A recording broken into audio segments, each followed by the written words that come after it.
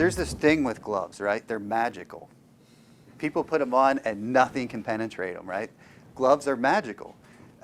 No, not really, because people feel that when they have gloves on that there's no possible chance of cross-contamination.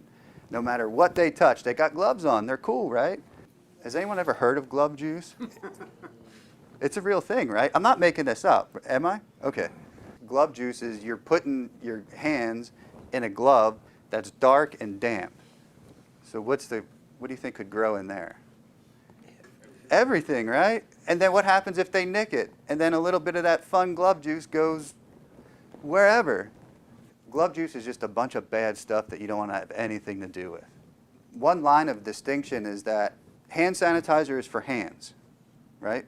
Pretty straightforward. Hand sanitizer is not to sanitize gloves. Technically letter of the law. When you put a glove on your hand, it becomes a food contact surface. So that's where this other product would come in.